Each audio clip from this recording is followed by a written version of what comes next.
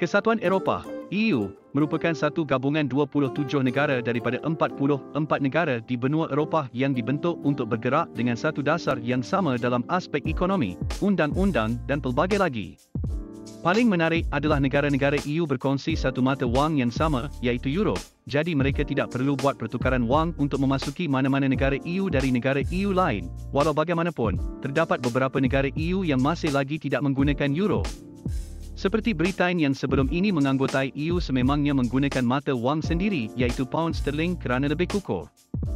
Bagaimana pula dengan negara EU yang lain? Di sini, kami akan senaraikan 5 sebab kenapa ada negara Kesatuan Eropah menolak mata wang euro yang mungkin anda tak tahu. Teruskan menonton dan sebelum itu, jangan lupa ikuti channel kami.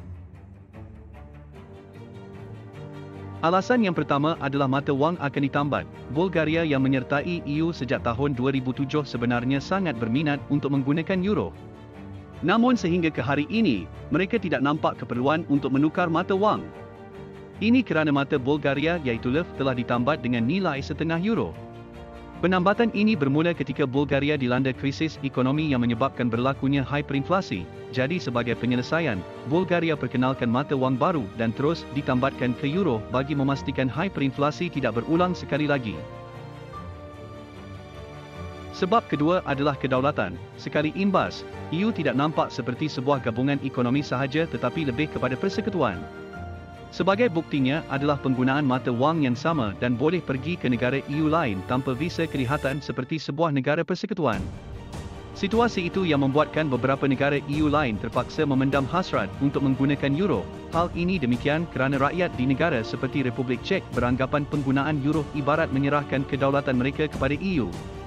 Jadi setiap undian dibuat, pasti majoriti rakyat akan memilih untuk menggunakan mata wang sendiri. Seterusnya adalah alasan ketiga iaitu faktor sejarah. Ketika era kegemilangan Empayar Austria-Hungary, Budapest iaitu ibu kota Hungary moden merupakan pusat ekonomi. Hal itu telah menjadikan Budapest sebagai salah satu hub ekonomi utama di Eropah. Namun, kemerosotan Empayar Austria-Hungary pada penghujung Perang Dunia Pertama telah menyebabkan Budapest hilang taring. Selepas itu Empayar Austria-Hungary telah berpecah kepada beberapa negara seperti Hungary moden.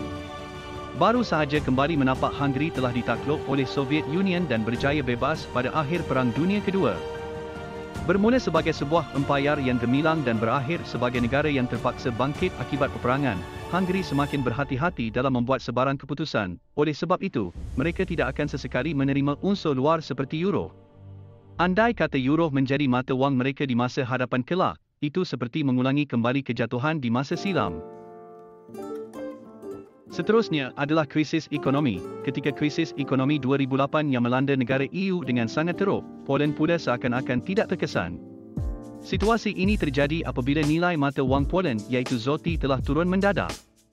Tetapi kalau nilai mata wang turun, pasti rakyat akan mengamuk dan kerajaan perlu naikkan harga barang. Lain pula ceritanya di Poland kerana krisis ekonomi 2008 telah membuatkan produk mereka lebih berdaya saing di pasaran antarabangsa ekoran harganya begitu murah. Jadi tiada sebab untuk Poland guna euro dan jika berlaku kemelesetan ekonomi sekali lagi, pasti mereka akan perolehi begitu banyak keuntungan. Yang terakhir adalah taraf ekonomi tinggi. Denmark merupakan salah satu negara yang memiliki taraf ekonomi dan taraf kehidupan yang tinggi. Semua ini berpunca daripada tindakan mereka yang mengutip cukai begitu tinggi lantas memulangkan kembali kepada rakyat dalam bentuk kemudahan infrastruktur dan pendidikan percuma. Tambahan lagi, gaji di Denmark lebih tinggi berbanding Amerika Syarikat. Jadi untuk apa mereka mahu menukar mata wang ke euro?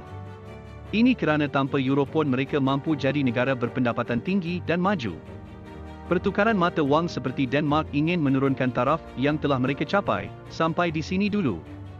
Sekian, terima kasih. Jangan lupa ikuti channel ini dan anda amat dihargai.